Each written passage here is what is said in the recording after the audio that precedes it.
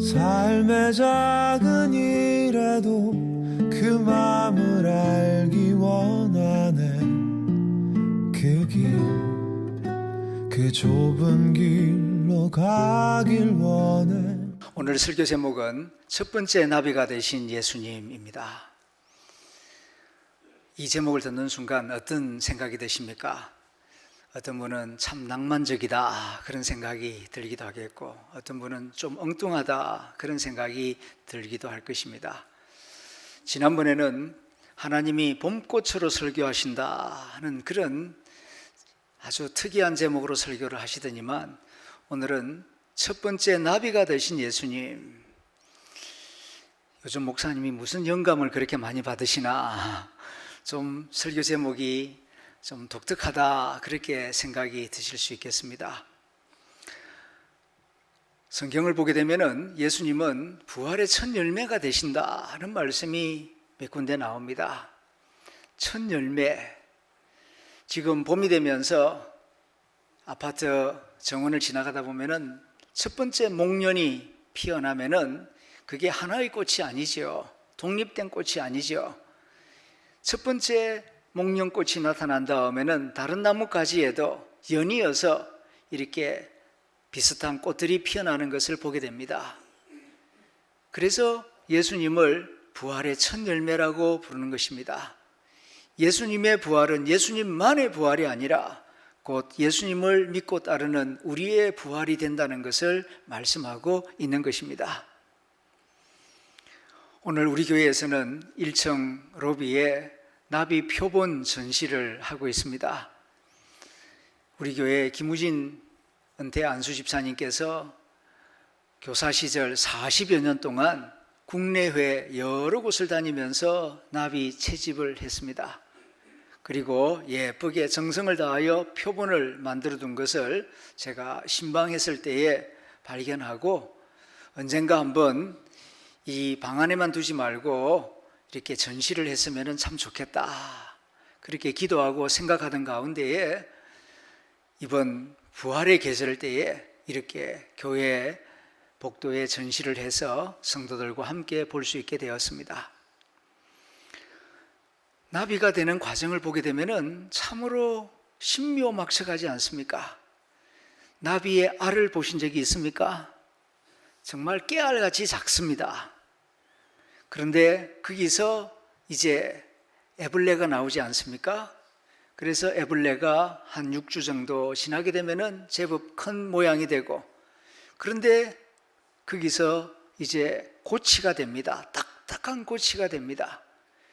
죽은 줄로 알았는데 거기서 이제 애벌레와는 완전히 다른 두 날개를 가진 아름다운 나비가 나오는 것을 보게 됩니다. 애벌레는 땅을 기어다닙니다. 그런데 나비는 하늘을 날아다닙니다. 이러한 모습을 보면서 예수님은 첫 번째 나비가 되신 것이다. 첫 번째 열매라고 부르는 것처럼 예수님은 첫 번째 나비가 되어서 애벌레와 같이 땅을 기어다니는 우리들에게 땅이 전부가 아니다, 눈에 보이는 세상이 전부가 아니다, 그 너머 부활의 세계, 천국의 세계가 있음을 보여주신 분이 예수님이십니다. 그래서 오늘 설교 제목이 첫 번째 나비가 되신 예수님입니다. 이 제목에 따라서 세 가지 대지로 말씀을 전하고자 합니다. 첫째는 죽음이 무엇인가, 두 번째는 예수님은 누구신가, 세 번째는 우리의 사명은 무엇인가, 이런 줄거리를 따라서 말씀을 전합니다. 첫 번째, 죽음이 무엇인가. 인류의 가장 중요한 질문이 죽음 아니겠습니까? 죽음이 무엇인가? 죽은 다음에는 뭐가 있는가? 정말 다시 사는 일이 이루어지는가? 이 물음에 대하여서 오늘 본문 35절에서 말합니다. 죽은 자들이 어떻게 다시 살아나며 어떠한 몸으로 오느냐? 이 질문은 고린도 교회의 질문인 동시에 모든 사람들의 질문이기도 합니다. 예수 믿는 사람들은 죽은 다음에 부활이 있다고 하는데, 죽음이 끝이 아니라고 하는데, 죽은 자들이 어떻게 살아난단 말이냐? 살아난다면은 어떤 몸으로 살아난단 말이냐? 할아버지는 할아버지 모양으로, 아기는 아기 모양으로 다시 살아난단 말이냐? 어떤 몸으로 도대체 다시 살아난다는 거냐? 이런 질문을 하게 됩니다. 이런 질문에 대하여서 사도 바울은 씨앗 이야기를 합니다. 네가 뿌리는 씨가 죽지 않으면 살아나지 못하겠고, 지금 봄이 되어서 농부들이 씨를 준비하여 뿌리지 않습니까? 그런데 그 씨가 그냥 그대로 있으면은 그 모양 그대로입니다. 아니, 시간이 많이 지나면은 곰팡이가 쓸고 아무 쓸모없는 먼지가 되고 맙니다. 그러나 그 씨앗이 땅에 떨어져 죽으면 죽음으로 끝나는 것이 아니고 거기서 새 생명, 새 형체가 나오지 않느냐? 씨의 형체와 싹의 형체는 다릅니다. 그럼에도 불구하고 그 씨가 죽을 때에 저런 새로운 형체가 나오지 않느냐? 그런 거로 죽음이 끝이 아니다. 부활이 분명히 있다. 부활은 예수님이 처음으로 만들어낸 발명품이 아닙니다. 하나님의 세계 안에서는 오래전부터 부활이 있었습니다. 출애굽기 3장을 읽어보게 되면은 하나님이 말씀하십니다. 모세에게 나는 아브라함과 이삭과 야곱의 하나님이다. 그렇게 말씀하셨어요. 그런데 모든 사람들이 하나님의 이 말씀을 못 알아들었습니다. 그래서 예수님이 모세에게 하셨던 아버지의 말씀을 친히 해석해 주시죠.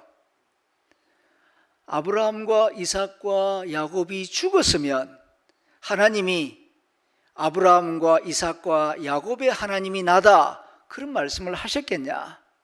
지금 아브라함과 이삭과 야곱은 하나님 아버지 앞에 살아있느니라. 사람이 죽는다고 끝나는 게 아닙니다. 그건 사단 마귀가 퍼뜨린 거짓말이에요. 하나님 앞에서는 죽은 자도 다 살아납니다. 그 증거로서 씨앗을 말씀하는 것입니다. 그러면은 성도에게 죽음이란 무엇입니까? 죽음은 단순히 끝나는 것이 아닙니다. 성도에게 죽음은 하나님이 하나님의 자녀들을 부활의 세계로 인도하는 문입니다. 죽음은 문이에요.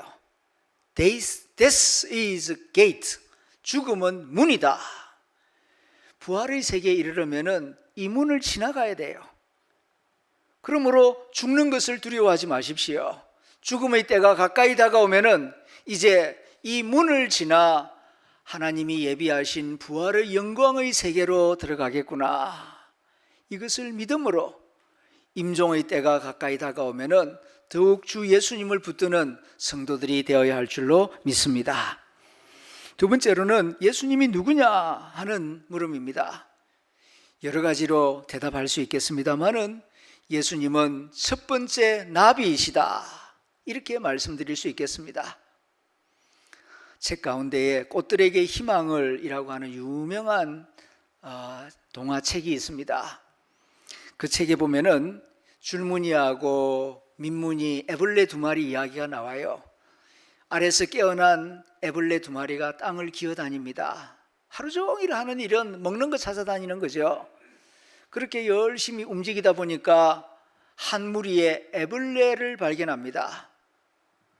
높은 곳에 올라가려고 서로 밟고 밀치고 경쟁하면서 더 높은 곳으로 올라가려고 하다 보니 거대한 탑을 만들었습니다. 애벌레와 줄무늬가 저기 먹고 하면서 가까이 다가가서 봅니다. 올라가 보자, 우리도 올라가 보자. 그래서 서로 밟고 상처를 주고 그러면서 올라가는데, 올라가다 보니까 우리가 왜 올라가는 거지? 옆에 있는 다른 애벌레에게 저 위에 뭐가 있노? 나도 몰라. 올라가 본 적이 있니? 몰라. 그래도 무조건 올라가야 된대. 더 빨리 더 높이 올라가면 뭔가 좋은 일이 있겠지. 그래서 열심히 올라갑니다. 서로 짓밟고 서로 경쟁하면서 올라갑니다. 이 모습이 꼭 세상 사는 모습이 아니겠습니까? 세상 사는 사람들이 어디서 와서 어디로 가는지 모르고 그냥 이 땅에 사는 동안 더 많이 가져야 되고, 더 높이 올라가야 되고, 더 빨리 올라가야 되고, 더 많이 인정받아야 되고, 이런 세상적인 신화 욕심의 포로가 되어서 그냥 더 열심히 바쁘게 빠르게 사는 데에만 정신이 팔려 있습니다. 그런데 부활하신 주님이 나타나셔서 말씀하십니다. 나비의 모양으로 나타나셔서 말합니다.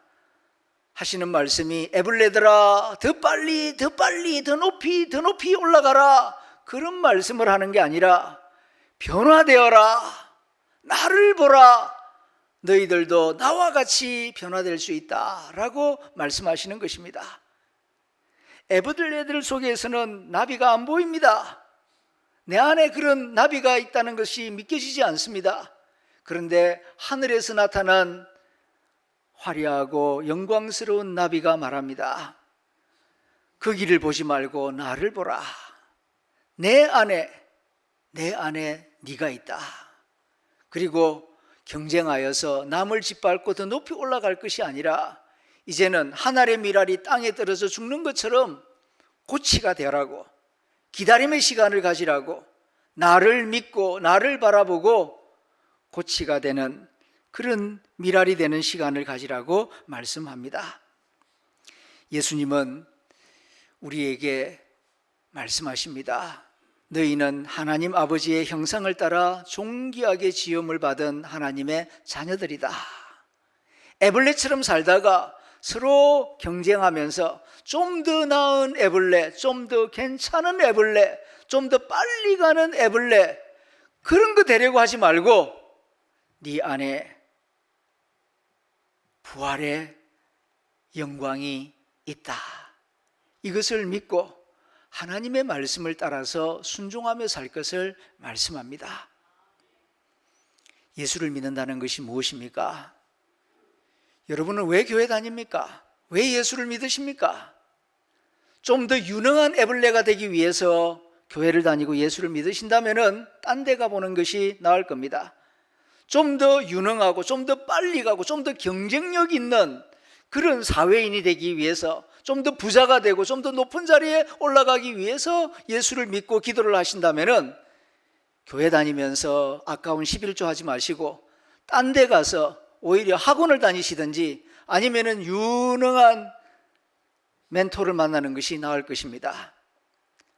우리가 예수를 믿는 것은 더 유능하고 더 괜찮은 애벌레가 되기 위해서가 아니라 우리 안에 나비와 같은 부활의 형상이 있음을 알고 예수님 닮은 사람이 되기 위하여 교회를 다니는 것입니다. 이것을 잊어서는 안 됩니다. 이것을 잊어버릴 때에 교회 안에서 세상적인 가치관을 가지고 내가 니보다 좀 더 낫다, 내가 니보다 좀 더 부자가 아니냐, 나 기도 응답 받아서 이렇게 좀 더 빨리 가고 세상적으로 더 많이 인정받는다, 그런 이야기할 곳은 아닙니다. 예수님은 첫 번째 나비가 되셔서 땅을 기어다니다가 애벌레처럼 죽을 운명 가운데 있는 우리에게 애벌레의 모습이 전부가 아니다, 육신으로 살다가 죽어 먼지로 돌아가는 그런 허무한 존재가 아니다, 너희들은 하나님의 존귀한 자녀들이다, 죽음이 끝이 아니다, 죽음 넘어 너희를 위하여 준비한 천국이 있다, 이 믿음을 가지고 하나님의 자녀답게 권세 있게 명예롭게 아름답게 살 것을 말씀하시는 것입니다. 세 번째는 나의 사명이 무엇인가? 이러한 말씀을 받은 우리가 주님 부르시는 날까지 이 땅 사는 동안 무엇을 해야 합니까? 아직도 예수님의 부활을 알지 못하는 많은 사람들이 있습니다. 죽음의 위협 속에서, 그리고 이 세상이 전부라고 생각하면서 살아가는 많은 사람들에게 예수 부활 소식을 전하는 것입니다. 그리고 입만 가지고 전하는 것이 아니라 부활의 삶을 살아내는 것입니다. 예수 부활을 믿는 사람은 역시 다르구나, 세상 욕심 거기에 마음 다 빼앗기지 아니하고 비교하지 아니하고 경쟁하지 아니하고 하나님이 주신 소명을 따라서 묵묵히 살아가는 그 모습을 통하여서 예수 부활을 증거하는 것입니다. 사람이 알지 못하기 때문에, 보지 못하기 때문에 눈에 보이는 것, 내가 가진 것 이거 빼앗기면 다 죽는 줄로 생각하고 그것 때문에 갈등하고 고민하고 싸우고 힘들어하는 경우가 얼마나 많습니까? 천국을 믿고 예수님의 부활을 분명히 믿으면 자유함을 얻습니다. 이 세상에 어떤 어려움과 고난이 있다 할지라도 낙심하지 아니하고 절망하지 아니하고 다시 일어날 수가 있는 것입니다.